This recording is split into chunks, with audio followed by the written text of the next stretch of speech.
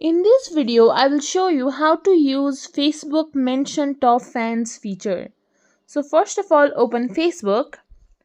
Make sure that you've logged into your account and make sure that your Facebook page home screen is here. At the bottom of the screen, you'll find this menu bar. In the right corner, you'll find these three lines. Click on it. Then go to Professional Dashboard.